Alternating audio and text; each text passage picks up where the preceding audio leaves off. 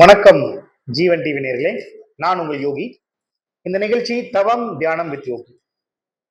So போன எபிசோட்ல நம்ம கர்மானா என்ன, கர்ம வினைனா என்ன, 3 வகை கர்ம வினைனா என்னன்னு நம்ம பார்த்தோம். அப்ப அந்த கர்ம வினையிலிருந்து நம்ம எப்படி தப்பிப்பது, இல்ல கர்ம வினையிலிருந்து நம்மளை எப்படி பாதுகாக்கிறது, இல்ல கர்ம வினையை எப்படி அழிக்கிறதுங்கிறத பத்தி தான் நம்ம பார்க்க போறோம். போன வீடியோல சொன்ன மாதிரி கர்ம வினையை நாம் மாற்றுவதோ இல்ல கர்மாவை மாற்ற முயற்சிப்பதோ எதன் மூலமா மாற்ற முடியும்னா மொத்தம் 4 வகை யோகங்கள் மூலமா மாற்ற முடியும். ஃபர்ஸ்ட் யோகம் பக்தி யோகம், 2வது கர்ம யோகம், 3வது கிரியா யோகம், 4வது ஞான யோகம். இந்த 4 யோகத்தையும் நீங்க கண்டிப்பா உங்க வாழ்க்கையில கடந்து வந்து ஆகணும், வேற வழி இல்லை. முதல்ல இந்த 4 யோகம்னா என்னன்னு ஷார்ட்டா ஒரு டிஸ்கிரிப்ஷன் சொல்லிடுறேன். அதுக்கப்புறம் இன்னைக்கு எபிசோட்ல முதல்ல நம்ம பக்தி யோகத்தை முதல்ல பார்க்கலாம். அடுத்தடுத்த எபிசோட்ல ஒவ்வொரு யோகம் நம்ம பார்க்கலாம், சரிங்களா? அது என்னென்ன பண்ணுங்கிறதையும் நான் சொல்றேன். சோ இந்த 4 வகை யோகத்துல முதல்ல பக்தி யோகம் அப்படின்னா என்ன, பேர்லயே இருக்கு இல்லையா பக்தி. பக்தினா என்ன? இறை நம்பிக்கை, இறைவன் நம்பிக்கை. சோ நம்ம ஹிந்து மதத்துல பாத்தீங்கன்னா எவ்வளவு கடவுள் இருக்காங்க உங்களுக்கு தெரியும். சோ கிட்டத்தட்ட 33,000 கோடி கடவுள்கள் இருக்காங்க இல்லையா? சோ அத்தனை கடவுள் இருக்காங்க. அப்ப நம்ம பக்தி யோகத்தை நம்ம எப்படி கர்மவினையோட லிங்க் பண்றோம் அப்படின்னா, அப்ப பக்தியில நம்ம என்ன பண்ணுவோம்? வேற ஒண்ணும் இல்லை, அந்த கடவுள், ஒரு கடவுள் இருக்காருன்னா அந்த கடவுளை நம்ம பிடிச்சுக்கணும், வேற ஒண்ணும் கிடையாது. பிடிச்சுக்கிறதுனா எப்படி அப்படின்னா, அந்த கடவுளை தினம் தினம் நினைப்பது. நான் ஏற்கனவே சொல்லியிருக்கேன், நீங்க எந்த ஒரு விஷயத்தை பத்தி நீங்க நினைக்க ஆரம்பிக்கிறீங்களோ அந்த விஷயத்துக்கும் உங்களுக்கும் ஒரு கனெக்ட் ஏற்படுது. அந்த கனெக்ட் ஏற்படுவது ஸ்ட்ராங்கான கனெக்ட் எப்படி ஆகும்னா, நீங்க அது மேல உங்க எண்ணத்தை, கவனத்தை, சிந்தனைகளை அது மேல நீங்க சேர்த்துக்கிட்டே இருக்க இருக்க என்ன ஆகும்னா அதோடைய கனெக்ட் ரொம்ப ஸ்ட்ராங் ஆகும். அப்படித்தான் கடவுள்களும். சார் கடவுளை நீங்க பார்த்துருக்கீங்களா, கடவுளை நீங்க இது பண்ணியிருக்கீங்களா? முதல்ல நல்லா புரிஞ்சுக்கங்க. ஃபர்ஸ்ட் கடவுள் அப்படின்றது என்ன அப்படின்னா, நம்ம கடவுள் is a form of energy or சக்தி. அப்போ அந்த கடவுளை நம்ம எப்படி கான்டாக்ட் பண்ணணும் அப்படின்னா பக்தி யோகத்து மூலமா தான் நம்ம கான்டாக்ட் பண்ண முடியும். அப்போ எப்படி சார் அதை பண்றது அப்படின்னா, வேற ஒண்ணும் இல்லை, இருக்கு சொன்ன மாதிரி ஒண்ணு நீங்க என்ன பண்ணலாம், கடவுள் அது எந்த கடவுளா இருந்தாலும் சரி, உங்க விருப்பம், அது உங்களுக்கு எந்த கடவுள் பிடிச்சிருக்கோ அந்த கடவுளை நீங்க வேண்டிக்கலாம். சோ அந்த கடவுளுக்கு உண்டான மந்திரங்களை ஜபிப்பது. முதல்ல ஃபர்ஸ்ட் என்ன பண்ணணும்னா, நீங்க போயிட்டு ஒரு கோயில்னா அந்த கோயிலுக்கு நீங்க ஃபர்ஸ்ட் போறீங்க, அந்த கடவுளை நீங்க பாக்குறீங்க, அந்த கடவுளை நீங்க வேண்டுறீங்க, எல்லாம் கரெக்ட், எல்லாம் இது வரைக்கும் பெர்ஃபெக்டா நீங்க பண்றீங்க. அப்போ அந்த கடவுளுக்கு ஏத்த விஷயங்களை நீங்க பண்றீங்க. இப்ப அந்த கடவுளுக்கு என்ன பிடிக்குதோ அதை வந்து நீங்க அந்த கடவுளுக்கு கொடுக்குறீங்க, கரெக்டா? அது பழங்களாகட்டும் சரி, பூவாகட்டும் சரி, இல்ல விளக்கு ஏத்துறதாகட்டும் சரி, எல்லா விஷயங்களும் நம்ம அது கடவுளுக்காக பண்றோம். இதெல்லாம் ஏன் பண்றோம்? ஏன் பண்றோம்னா, நான் ஆல்ரெடி சொன்ன மாதிரி அந்த கடவுளுக்கும் நம்மளுக்கும் உள்ள ஒரு கான்டாக்ட், ஒரு தொடர்பை ஏற்படுத்துவதற்காக நம்ம இனிஷியலா பண்றோம். அப்ப தொடர்பை ஏற்படுத்தி நம்ம என்ன பண்றோம், அங்க உட்கார்ந்துட்டு அந்த கடவுளை பார்த்து, கடவுளை வேண்டி, ஐயோ கடவுளை எனக்கு இது பண்ணிக்கூடாது, அதை பண்ணிக்கூடாது, அதை பண்ணிக்கூடாது, எல்லாமே நம்ம சொல்றோம் இல்லையா? எல்லாமே நம்ம சொல்றோம். ஆனா ஒரு விஷயத்தை நல்லா புரிஞ்சுக்குங்க, கடவுள் அப்படின்ற கான்செப்ட் நல்லா புரிஞ்சுக்குங்க. இது எப்படி கான்செப்டா கிரியேட் ஆகுதுன்னு பாருங்க. அப்ப எல்லாம் என்ன சொல்லுவாங்கன்னாங்க, எப்பா கடவுள் மேல பாரத்தை போட்டு போப்பா, உனக்கு எல்லாம் நடக்கும்பா அப்படின்னா. அப்ப கடவுள் மேல பாரத்தை போடுறதுன்னா என்ன அர்த்தம் அப்படின்னா, இப்போ உங்க மைண்ட்ல ஒரு விஷயம் வேணும்னு நினைக்கிறீங்கன்னு வச்சுக்கோங்க, எனக்கு இது வேணும், எனக்கு இது வேணும், எனக்கு இது வேணும்னு நினைக்கிறீங்க அப்படின்னா, நீங்க முதல் வேலை என்ன பண்ணணும்னா, அந்த வேணும் வேணும் வேணும் வேணுங்கிற ஆன்சைட்டில போய் நீங்க கடவுளை அணுகக்கூடாது. ஏன்னா இது பிரேயர்ல உள்ள சீக்ரெட் அது. அப்ப எப்படி பண்ணணும் அப்படின்னா, நீங்க முதல்ல போயிட்டு ஃபர்ஸ்ட் கடவுளை பாருங்க, அந்த அட்மாஸ்பியரை பாருங்க. கோயில் இல்லாத வீட்டில் ஊரில் குடியிருக்க கூடாதுன்னு சொல்லுவாங்க நம்ம. ஏன்னா ஒரு கோயில்ல நீங்க உள்ள நுழையும் பொழுது அங்க நடக்கூடிய பூஜை புனஸ்கார முறைகளாகட்டும் சரி, எந்த விஷயமா இருந்தாலும் சரி, அது உங்களை, உங்கள் மனதை அமைதிப்படுத்துவதற்கான அந்த அட்மாஸ்பியரை கிரியேட் பண்ணி வச்சிருக்காங்க ஆல்ரெடி. சோ நீங்க கோயிலுக்குள்ள நுழையும் போதே உங்க மனம் எண்ணங்கள் கம்மியாகும். சோ முதல்ல அதனாலதான் நம்ம என்ன பண்றோம், கோயிலுக்கு போய் முதல்ல உள்ள டைரக்டா கோயிலுக்கு போறதில்ல, முதல்ல அப்படியே ஒவ்வொரு கடவுளா பார்த்து அது சுத்திட்டு வரோம், கரெக்டா இல்லையா? அப்போ நீங்க பிசிக்கல் ஆக்டிவிட்டி ஒண்ணு பண்றீங்க. அப்போ நடந்து போறீங்க, ஒரு ஒரு இடத்துக்கு போறீங்க, ஒரு கடவுளை பாக்குறீங்க, கும்புறீங்க, ஐயோ கடவுளை கடவுளை கடவுளை. நெக்ஸ்ட் பக்கத்துல போறீங்க, இன்னொரு கடவுளை பாக்குறீங்க, கும்புறீங்க, இன்னொரு கடவுளை பாக்குறீங்க, கும்புறீங்க. அப்ப என்ன ஆகுது, மனம் இஷ்டத்துக்கு ஓடிட்டு இருந்த மனத்தை ஒரு செகண்ட் நிறுத்தி கோயிலுக்கு வந்திருக்கிறோம். உள்ள கோயில் எடுத்து வச்சுன்னு அந்த வைப்ரேஷன் உங்களை அட்டாக் பண்ணுது. அதன் மூலமா உங்க மைண்ட் காம் டவுன் பண்ணுது. காம் டவுன் பண்ணும்போது ஒரு இடத்துல உங்க எண்ண குவியல உங்களால ஈஸியா கான்டாக்ட் பண்ண முடியுது. நான் சொன்ன மாதிரி அந்த கான்டாக்ட். அப்போ அதை ஒன்னொன்னா கும்பிட்டு கடைசியா கர்ப்பகிரகத்துல இருக்கக்கூடிய மெயின் கடவுளை கும்பிடுறீங்க. அங்க போய் இருக்கும்போது உடனே கும்புறமா இல்லை, அப்படியே நின்றுட்டே இருக்கும், கடவுளை பார்த்துட்டே இருக்கும்.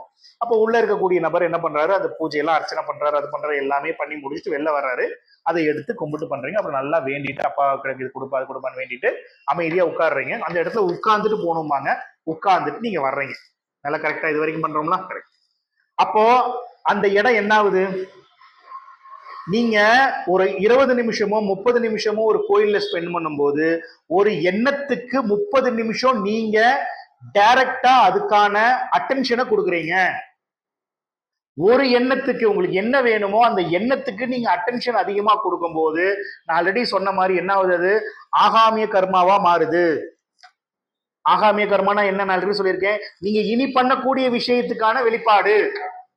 ஐயா எனக்கு பணம் இல்லை, எனக்கு வீடு கட்டணும்னு ஆசைப்படுறேன், கடவுளே எனக்கு நீ தான் ஹெல்ப் பண்ணணும், எனக்கு நீ தான் வீடு கட்டி கொடுக்கணும் கடவுளே அப்படின்னா அது நடக்குமா அப்படின்னா நடக்கும். எப்போ நீங்க அந்த எண்ணத்து மேல அதிகமான அட்டென்ஷனை கொடுக்கும் போது நடக்கும். ஆனா எங்க நீங்க தப்பு பண்றீங்கன்னா, நீங்க இந்த கோயிலை விட்டு வெளியில வந்ததுக்கு அப்புறமேலு உங்க மைண்ட் சும்மா இருக்குதா, உடனே அதை யோசிப்போம். நம்ம என்ன யோசிப்போம், அடடா கடவுள்கிட்ட கேட்டோம், கடவுளா வந்து நம்மளுக்கு வீடு கட்டி போறாரு, நம்ம முயற்சி பண்ணோம்ல, அப்ப கடவுள் வீடு கட்டணும்னா நமக்கு காசு வேணும், காசுக்கு என்ன பண்ணலாம், அவங்கள்ட்ட போய் கேட்கலாமா, இவங்கள்ட்ட கேட்கலாம், அதை பண்ணலாம் இதை பண்ணலாம், 1008 விஷயங்கள் நம்ம பண்றோம். பட் இந்த கான்செப்ட் இது அப்படி ஒர்க் ஆக போறது கிடையாது. இந்த ஒர்க்கிங் கான்செப்ட் எப்படின்னு புரிஞ்சுக்கணும் பக்தி யோகத்துல. நீங்க என்ன பண்ண போறீங்க அப்படின்னா, உங்களுக்கு ஒரு விஷயம் வேணும் அப்படின்னா அதுக்கான ப்ரே பண்ணும் பொழுது அந்த ப்ரேயர் பண்ணிட்டு வெளியில வந்ததுக்கு அப்புறம் அந்த கான்செப்டை விட்டுருங்க. It's called the art of detachment. கிருஷ்ணர் தான் சொல்றாரு. என்ன சொல்றாரு, நீ கடமையை செய்யி, நீ என்ன வேலை வேணா செஞ்சுட்டு அதோடைய ரிசல்ட்டை என்கிட்ட விட்டுருன்றாரு. அப்படின்னா ரிசல்ட்டை கடவுள்கிட்ட விடுறதுங்கிற ஒரு கான்செப்ட் இருக்கு. ஆனா அதோடைய மெயின் அர்த்தம் என்னன்னா, நீ ஒரு விஷயத்துல முழுமையா இன்வால்வ் ஆனதுக்கு அப்புறம் அதுல இருந்து உன்னுடைய எனர்ஜியை வெளியில எடுத்துரு. ஏன்னா நம்ம 24 மணி நேரம் நினைச்சுக்கிட்டே இருந்தோம்னா நம்ம மைண்ட் சும்மா இருக்குமா, பாசிட்டிவோட நெகட்டிவ் தானே அதிகமா வரும். நான் ஆல்ரெடி சொல்லியிருக்கேன், எந்த எண்ணத்தை நீங்க ஒரு அதிகமான அட்டென்ஷன் கொடுக்குறீங்களோ அந்த எண்ணங்கள் தான் உங்களுக்கு ரியாலிட்டியா வெளியில வரும்னு சொல்லியிருக்கேன் நான். அப்ப நீங்க என்ன பண்றீங்க, கடவுள்கிட்ட போய் எல்லாம் வேண்டுறீங்க, வேண்டி முடிச்சுட்டு வெளியில வந்ததுக்கு அப்புறம் திருப்பி அதை பத்தி நினைக்கும் பொழுது அப்ப அங்க வேண்டதெல்லாம் வேஸ்டா போகுது இல்லையா. அப்ப என்ன பண்ணணும் அப்படின்னா, முதல் விஷயம் போறீங்க, கடவுள்கிட்ட உட்கார்ந்து இருக்கிறீங்க, அமைதியா கடவுள்கிட்ட வேண்டுறீங்க. அப்ப இது என்ன நடக்குது அப்படின்னா, உங்களுடைய கர்ம வினையில உங்களுக்கு ஒரு விஷயம் இல்லை அப்படின்னா அந்த விஷயம் வேணும் அப்படிங்கும் போது, அந்த விஷயம் இல்லைன்னா அதுக்கான நெகட்டிவ் கர்மா அங்க இருக்குன்னு அர்த்தம் நிறைய. அப்ப நீங்க அது வேணும்னு நீங்க அதை நினைக்க நினைக்க நினைக்க நினைக்க நினைக்க என்ன ஆகும், இந்த நெகட்டிவ் சைட்ல இருக்கிறது கொஞ்சம் கொஞ்சமா ஃபில் ஆகி ஜீரோ வந்து அப்புறம் பாசிட்டிவ் ஆகும். புரியுதா நான் சொல்றது? அப்ப எவ்வளவு தூரம் அட்டென்ஷன் கொடுக்கணும் அப்படின்னா, இங்க எவ்வளவு கர்மா இருக்கோ அவ்வளவு தூரம் கொடுக்கணும். அப்படின்னா என்ன சார் அர்த்தம் அப்படின்னா, ஒன்னும் இல்ல, உங்க அக்கௌண்ட் இருக்குன்னு வச்சுங்க, அக்கௌண்ட்ல ஒரு -10,000 ரூபாய் இருக்குன்னா நீங்க அந்த 10,000க்கு நீங்க ஒரு 500 போட்டே வந்து 10,000 ஆனாதானே ஜீரோ வரும். ஐயா இன்னைக்கு 500 ரூபாய் போட்ட உடனே போய் அக்கௌண்ட்ல எடுக்கிறேன் அப்படின்னா எவ்வளவு இருக்கும், -9,500 rupees இருக்கும். பணம் கிடைக்குமா, கிடைக்காது. அப்போ அந்த கர்மாவை நீங்க ஃபில் பண்ணணும். இதுதான் கர்மாவை மாற்றுவது. அப்ப மாற்றுவதுங்கிறது அவ்வளவு சீக்கிரம் மாற்ற முடியாது. ஆனா உங்க மைண்ட் சும்மா விடாது. ஏன்னா ஏற்கனவே கர்மா படி ஒரு ஸ்கிரிப்ட் ஓடிட்டு இருக்குதாங்க. அந்த ஸ்கிரிப்டை விட்டு நீங்க வெளியில வந்து தான் நீங்க புது ஸ்கிரிப்டை கிரியேட் பண்ணணும். அப்ப அந்த பாஸ்ட்ல இருக்கக்கூடியதை அப்படியே ஸ்டக் பண்ணிட்டு நீங்க புதுசா பிரசன்ட்ல நீங்க இன்வெஸ்ட் பண்ண ஆரம்பிக்கணும். அந்த பிரசன்ட்ல இன்வெஸ்ட் பண்றதுதான் பிரேயர், அதுதான் பிரார்த்தனை. அப்ப நீங்க இந்த இடத்துல பிரசன்ட்ல ஒண்ணு இன்வெஸ்ட் பண்றீங்க, ஒரு 1/2 மணி நேரம் இன்வெஸ்ட் பண்ணிட்டு விட்டுறீங்க, அதுக்கு அடுத்த நாள் 1/2 மணி நேரம் இன்வெஸ்ட் பண்ணி விட்டுறீங்க, அதுக்கு அடுத்த நாள் 1/2 மணி நேரம் இன்வெஸ்ட் பண்ணி விட்டுறீங்க. அப்படி இன்வெஸ்ட் பண்ண பிரசன்ட்ல இருக்கிறது தான் ஃபியூச்சர்ல கிரியேட் ஆகும். புரியுதுங்களா? அப்போ ஏற்கனவே நெகட்டிவ் கர்மா இருந்தது, அப்ப நீங்க ஹோல்ட் பண்ணி வைக்கிறதுனால இந்த கர்மாவை கிரியேட் பண்ண இதுதான் ஆகாமியமா மாறி உங்க லைஃப்ல கிரியேட் ஆகும். புரியுதா? இது கர்மாவை மாற்றுவது. கர்மாவை எப்படி அழிப்பது? ஒன்னும் பண்ண வேணாம், அமைதியா உட்கார்ந்து அந்த கடவுளை நினைச்சு அமைதியா உட்காந்து. ஏன்னா நீங்க கர்மாவை அழிக்க வந்திருக்கிறீங்க, கிரியேட் பண்ண வரல. அப்ப நீங்க அந்த எண்ணம்னு வந்துருச்சுன்னா என்ன ஆகும், ஆட்டோமேட்டிக்கா ஆகாமியா மாறிடும் இல்லையா? அப்புறம் எப்படி கர்மா அழியும்? அழியாது. அப்ப நீங்க சஞ்சித கர்மாவை முதல்ல கேன்சல் பண்ணணும். அதுக்கு என்ன பண்ணணும்? அப்ப அந்த மைண்ட் பேட்டர்னை ஸ்டாப் பண்ணணும். மைண்ட் பேட்டர்னை ஸ்டார்ட் பண்றதுக்குலாம் ஒரு கடவுள், ஒரு கோயில், அந்த இடத்துல உட்கார்ந்துட்டு நீங்க ஜபம் பண்றதோ ப்ரே பண்றதோ எது வேணா நீங்க பண்ணலாம். அப்ப நீங்க அமைதியா உட்கார்ந்துக்கணும். அந்த இடத்துல உட்கார்ந்தும் போது மனம் அடங்கும், உடல் ரிலாக்ஸ் ஆகும். அமைதியா உட்கார்ந்து இல்ல கண் திறந்து அந்த கடவுளையே பார்த்துட்டு இருக்கும்போது எண்ணமற்ற நிலையில நிக்கிறீங்க. அப்ப எண்ணமற்ற நிலையில இருந்துட்டு இருக்கும்போது என்ன ஆகுது? ஆட்டோமேட்டிக்கா உங்களுக்கு ஃபாஸ்ட்ங்கிறது எண்ணங்கள் கம்மியாகுது. ப்ரெசன்ட்லயே பிளாங்கா இருக்கீங்க. ப்ரெசன்ட்ல பிளாங்கா இருந்தா ஃபியூச்சரு நோ ஆகாமியம், சஞ்சிதம் கம்மியாயிட்டே வருது. ஆகாமியம் கிரியேட் ஆக போறது கிடையாது. அப்போ ஆட்டோமேட்டிக்கா என்ன ஆகும்? கர்மா கழிச்சுட்டு வந்துட்டு இருக்குதா? எனக்கு காலைல எந்திரிச்சோடனே ஒரு ஸ்கிரிப்ட் ஓடிட்டு இருக்கும் உங்க மைண்ட்ல. இன்னைக்கு இதை பண்ணணும், அதை பண்ணணும், அதை பண்ணணும். அதெல்லாம் விட்டு அமைதியா உட்காந்து மைண்டை க்ளோஸ் பண்ணும்போது ஆட்டோமேட்டிக்கா அந்த கர்மாவை கழிக்க ஆரம்பிச்சிருக்கீங்க. நல்லா புரிஞ்சுங்க, அன்னைக்கான கர்மாவை கழிக்கிறீங்க. அப்ப என்ன ஆகும்? நீங்க எந்த அளவுக்கு பிரசன்ட்ல இருக்கீங்களோ அந்த பிரசன்ட்ல இருக்க இருக்க இருக்க இதுதான் பாஸ்டா மாறி உங்களுக்கு ஃபியூச்சரை கொடுக்குது. கரெக்டா? அப்போ ஒரு நாளைக்கு உங்க சிந்தனைகள் கம்மியாக கம்மியாக உங்கள் எண்ணங்கள் கம்மியாக கம்மியாக ஆட்டோமேட்டிக்கா என்ன ஆகும்? அங்க கர்மா வேலை செய்யுது. ஏன்னா உங்களுடைய ஸ்கிரிப்ட் எரேஸ்டு. ஆட்டோமேட்டிக்கா உங்களுக்கான எண்ணங்கள் கம்மியாட்டே வந்துட்டு இருக்கா? இவ்வளவுதான் விஷயம். இதுதான் பக்தி யோகம். ஆனா நிறைய பேர் பண்ணக்கூடிய தப்பு என்னங்கிறத நான் இப்ப சொல்றேன், கேளுங்க. கோயிலுக்கு போறோமா, உட்கார்றோம், தியானம் பண்றோம், எல்லாமே பண்றோம், கரெக்ட். பட் ஆனால் நம்ம அந்த கடவுளுடைய உருவத்தை நம்ம மைண்டுக்குள்ள கொண்டு வரணும். நீங்க கோயிலுக்கு போறீங்க, கோயில பாக்குறீங்க, இதை என்ன சொல்லுவாங்க? சரியை, கிரியை, யோகம், ஞானம் 4 வகை சொல்லுவாங்க. அதுவும் அடுத்த செஷன்ல ஒன்னா சொல்றேன். அப்ப நீங்க முதல்ல கோயிலுக்கு போறீங்க, கோயிலுக்கு போய் பழக ஆரம்பிக்கிறீங்க. பழகினதுக்கு அப்புறமேலு ஒரு பர்டிகுலர் டைம்ல என்ன பண்ணும்?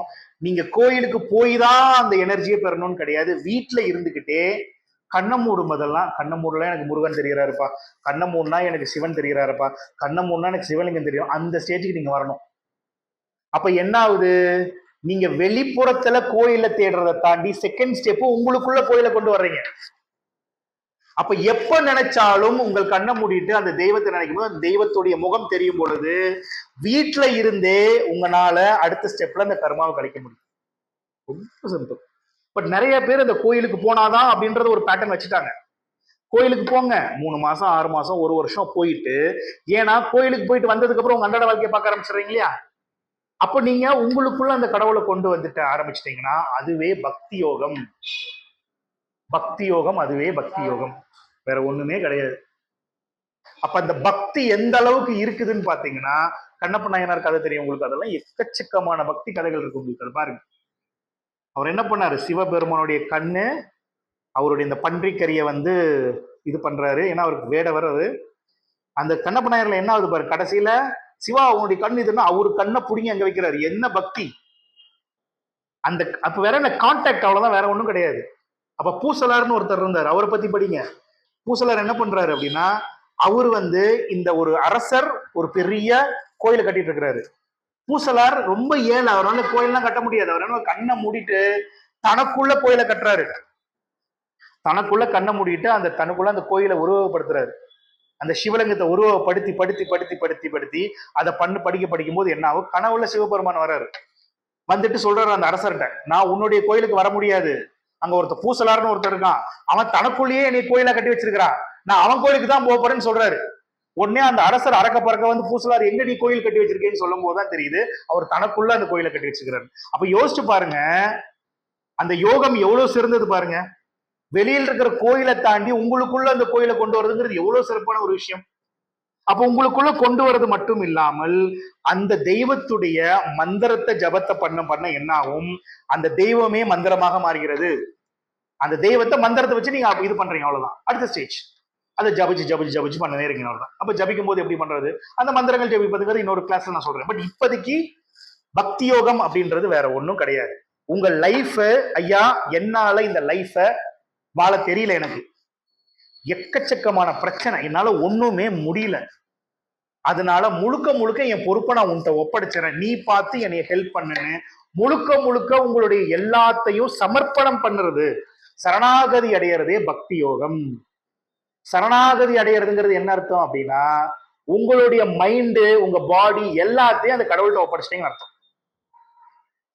அப்ப என்ன நடக்குது அப்படின்னா, உங்க மைண்டு பிரச்சனை வரும்போது உங்க மைண்ட் எந்த அளவுக்கு பரபரப்பு பாருங்க. பிரச்சனை வந்தா அவ்வளவு பயத்தை உருவாக்கும். அங்க அங்கே எங்க எவ்வளவு பிரச்சனை அப்படின்னு.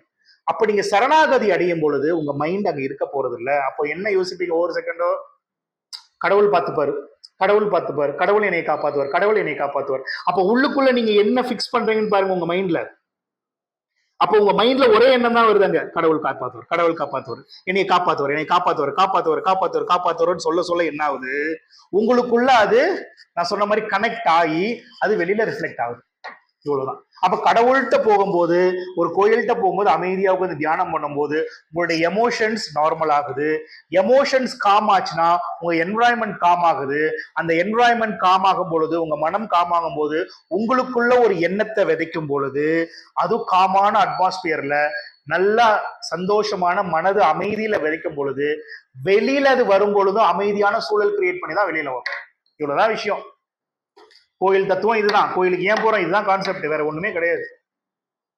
சோ நீங்கள் எந்த அளவுக்கு அந்த தெய்வம், அப்ப நீங்க பண்ண வேண்டியது ஒண்ணுமே கிடையாது.